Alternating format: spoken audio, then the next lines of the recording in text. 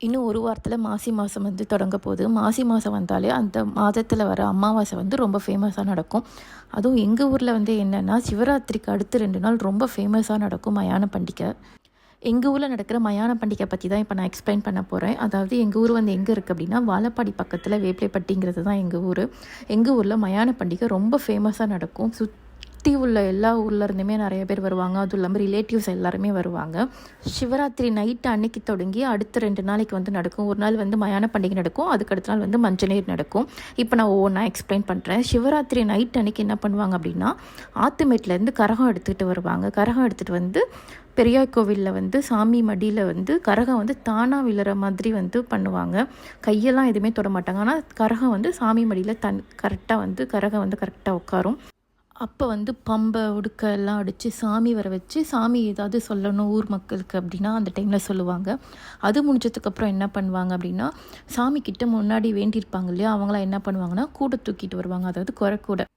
குறைக்கூடை எதுக்காக அப்படின்னா, இப்போ நம்ம எல்லோ கலரில் இந்த வீடியோவில் நீங்கள் சாரீ போட்டு ஒரு மஞ்சள் ஃபுல்லாக பூசி பார்த்துருப்பீங்க.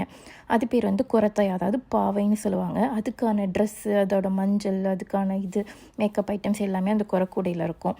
அதெல்லாம் எடுத்துகிட்டு வந்து சாமிக்கிட்ட வைப்பாங்க. அதுலேருந்து ஒரு கூடையை தான் எடுத்து அந்த சாமி வந்து அன்னைக்கு போட்டுக்கும் வெளியில் வரும்போது. இந்த கூடை வந்து மார்னிங் ஒரு 7 வரலும் வைப்பாங்க, இல்லைன்னா ஒரு 10 வரலுமே காலையில் வச்சிட்ருப்பாங்க. ஆனால் ஃபஸ்ட்டு யார் எடுத்துகிட்டு வந்து வைக்கிறாங்களோ அந்த கூடை தான் அந்த சாமி எடுத்துக்கும். அப்படி இல்லை அப்படின்னா சாமி வந்து ஏதோ எடுத்துக்கும்னு சொல்லுவாங்க. அது எப்படி எடுப்பாங்கங்கிறது எனக்கு தெரியாது, அது அவங்களுக்கு தான் தெரியும். அதுக்கப்புறம் என்ன பண்ணுவாங்கன்னா, இந்த மாதிரி 3 பேர் விரதம் இருப்பாங்க இல்லையா, ஒருத்தர் வந்து உலக்க பிடிப்பாங்க, இன்னொருத்தர் வந்து முறம் எடுத்துகிட்டு வருவாங்க, இன்னொருத்தர் வந்து இந்த மாதிரி பாவை வேஷம் போடுவாங்க. இவங்கெல்லாம் வந்து விரதம் இருந்து தான் வந்து இதெல்லாம் பண்ணுவாங்க. அவங்களாம் என்ன பண்ணுவாங்க அப்படின்னா, வேஷம் போடுறதுக்கு ஆத்துமேட்டுக்கு போயிடுவாங்க. அந்த சுடுகாடு பக்கத்தில் ஒரு ஆத்துமேடுன்னு இருக்கும், அங்கே போய் எல்லாம் வேஷம் போட போயிடுவாங்க. வேஷம் போட்டுட்டு வரும்போது அங்கேருந்து சக்தி அழைச்சிட்டு வர மாதிரி இல்லை சாமியும், பெரிய ஐசாமி, மருத வீரன் அந்த மாதிரி இல்லை சாமியுமே வந்து அவங்கள அழைச்சிட்டு வந்து சாமிக்கிட்ட உள்ளே விட்டுருவாங்க, கோவிலுக்குள்ளே விட்டுருவாங்க. அது வந்து ஒரு 11 மணி வாக்கில் 11:30 மணி வாக்கில் நடக்கும். அதுக்கப்புறம் கரெக்டாக 12 மணி அளவில் சாமி வந்து வெளியில் வந்துடும். அதாவது மிரளில் வந்து வெளியில் வந்துடும். எதை ஃபாலோ பண்ணி வரும்னா, ஃபஸ்ட்டு சாமிங்கெல்லாம் வெளியில் வந்துடும். பெரியாய் சாமி, மதுரை வீரன், அப்புறம் இன்னும் 2 3 சாமிலாம் வந்து வெளியில் வந்துடும். வெளியில் வந்ததுக்கப்புறம் மற்ற அந்த 3 வேஷம் போட்டாங்க இல்லையா, அவங்க 3 பேர் வருவாங்க. இப்போ சாமி வெளியில் வரது இல்லையா, சாமி வெளியில் வர டைமில் என்ன பண்ணுவாங்கன்னா, ரொம்ப நாள் கல்யாணம் ஆகி குழந்தை இல்லாதவங்க என்ன பண்ணுவாங்க, தண்ணி எடுத்துகிட்டு வந்து சாமிக்கு ஊற்றிட்டு வேண்டிப்பாங்க. இந்த மாதிரி அடுத்த வருஷத்துக்குள்ளே எனக்கு குழந்தை வந்துடணும், குழந்தை வந்ததுன்னா இந்த மாதிரி உனக்கு கூடை எடுத்து வைக்கிறேன், அந்த முன்னாடி சொன்ன இல்லையா கூடை எடுத்து வைக்கிறேன்னு, அந்த மாதிரி எடுத்து வைக்கிறேன், இல்லை அந்த மாதிரி வேறு ஏதாவது வேண்டிட்டு சாமிகிட்ட பண்ணிட்டு வந்துடுவாங்க. இப்போ சாமிலாம் வந்துருச்சு இல்லையா, சாமி வந்ததுக்கப்புறம் அந்த உலக்க வச்சுருக்காரு. ஃபஸ்ட்டு உலக்க வச்சுருப்பாங்க, அதுக்கப்புறம் முறம் வச்சுருக்கவங்க, அதுக்கப்புறம் தான் பாவை வரும். இந்த எல்லோ கலர் ட்ரெஸ் பாவை வரும். ஃபஸ்ட்டு உலக்க வச்சுருக்கவங்க என்ன பண்ணுவாங்க அப்படின்னா, சுற்றி லேடிஸ் எல்லாம் நின்றுப்பாங்க. கீழே சாமி இந்த கோவிலில் வர ரோடு ஃபுல்லாக லேடிஸ் இன்னும் நிறைய பேர் நின்றுப்பாங்க. யாரெல்லாம் பயந்துருக்காங்க, யாருக்கெல்லாம் காத்து கருப்பாண்டி இருக்குது, யாருக்கெல்லாம் பேய் பிடிச்சிருக்கு, அந்த மாதிரி சம்திங் இருக்கிறவங்களுக்கு எல்லாத்துக்குமே வந்து அந்த உச்சி முடி தூக்குமா. நான் ஒரு தடவை கேட்டிருக்கேன், அந்த ஃபஸ்ட்டு வேஷம் போடுற தாத்தா கிட்டே கேட்டிருக்கேன். அந்த டைமில் அவங்களுக்கு தெரியுமா, மிரள வந்து நடுவில் உள்ள உச்சி முடி தூக்குமா. அந்த உச்சி முடி தூக்குறவங்களோட உச்சி முடியை பிடிச்சி இழுத்து முன்னாடி எடுத்து வந்து விட்டுருவாங்க அந்த உலக்க பிடிச்சிருக்கவங்க. அதுக்கப்புறம் இந்த முறை வச்சுருக்கவங்க என்ன பண்ணுவாங்கன்னா, அந்த முறத்திலே 3 அடி அடிப்பாங்க உச்சி மண்டையில். அடித்ததுக்கப்புறம் அவங்க போயிட்டு தண்ணி ஊற்றிட்டு சாமிக்கிட்ட போய் நீர் வச்சுட்டு வந்துடுவாங்க. இது வந்து இப்படி பண்ணினா அவங்க உடம்புல உள்ள காற்று கருப்பு ஏதாவது பயந்துருந்தாலும் அது வந்து வெளியில் போய்டும் அப்படின்னு சொல்லுவாங்க.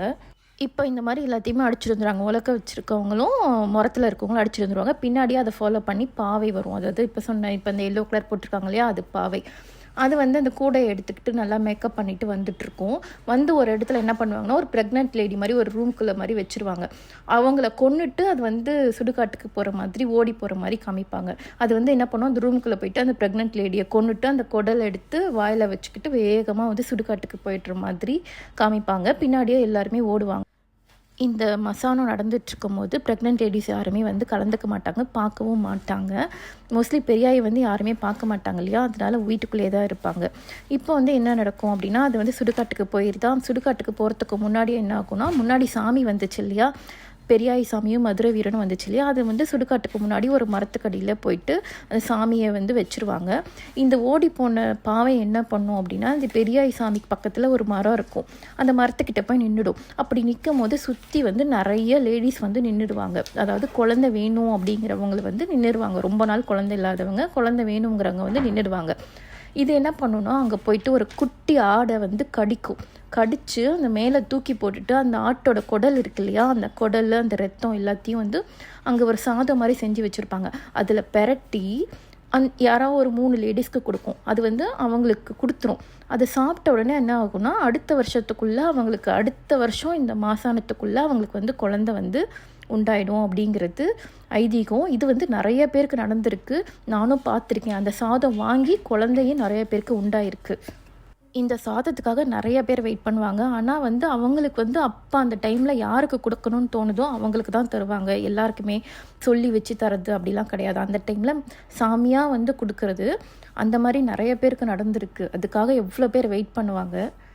அதுக்கப்புறம் சாதெல்லாம் கொடுத்து முடிச்சோடனே சாமிங்கெல்லாம் வந்து அங்கேருந்து ஊருக்குள்ளே வந்துடுவாங்க. ஊருக்குள்ளே வந்து அந்த மயான பண்டிகை நடந்துச்சு இல்லையா, அந்த ரோடு வீதி இருக்கு இல்லையா, அந்த ஸ்ட்ரீட்டில் வந்து கோழி வந்து காவு கொடுத்துருவாங்க. எதுக்காக அப்படின்னா, இந்த பண்டிகை மயானம் நடந்தது இல்லையா, யாரையாவது ஒருத்தர் காவு கொடுக்கணும் அப்படிங்கிறதுக்காக கோழியை காவு கொடுத்துருவாங்க.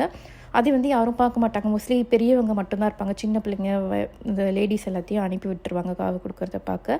அதை கொடுத்துட்டு அதுக்கப்புறம் என்ன பண்ணுவாங்க, சாமிக்கு வந்து சிறப்பு கொடுப்பாங்க. தேங்காய் பழ தட்டெல்லாம் கொடுத்து இது பண்ணி அன்னைக்கான நைட்டை முடிச்சிருவாங்க.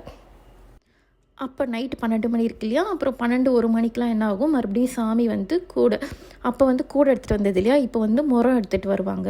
முறம் எடுத்துகிட்டு ஒவ்வொரு வீதியாக போயிட்டு சாமி வந்து என்ன பண்ணுன்னா, காசு தருவாங்க. எல்லாருமே வந்து முறத்தில் வந்து காசை போட்டுட்டு சாமிக்கிட்ட வந்து நீர் வச்சுட்டு போவாங்க. அதாவது பாவைக்கிட்ட.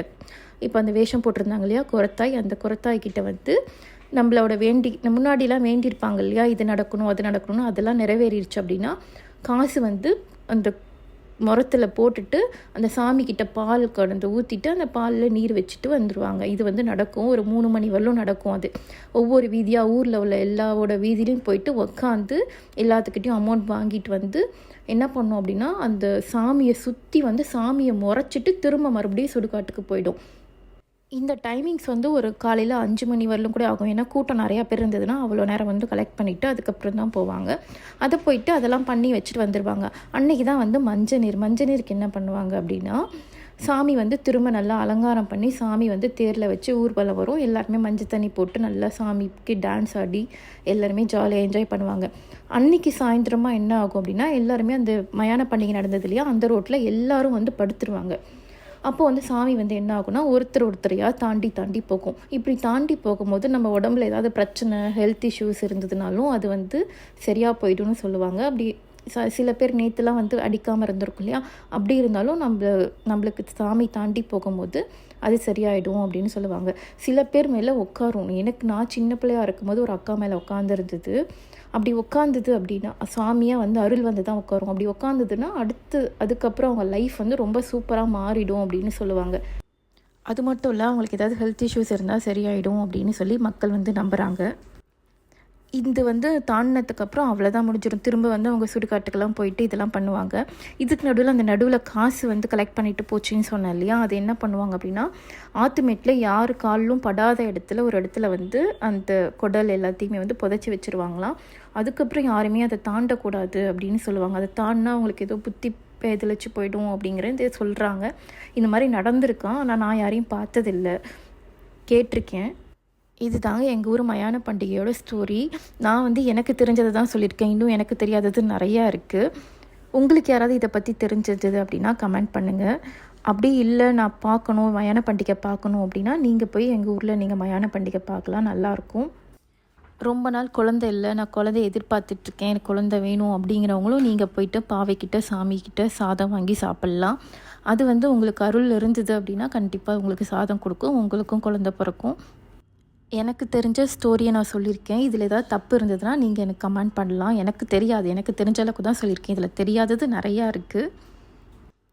உங்களுக்கு இந்த வீடியோ பிடிச்சிருந்தது அப்படின்னா லைக் பண்ணி, ஷேர் பண்ணி, சப்ஸ்கிரைப் பண்ணிடுங்க. தேங்க்யூ.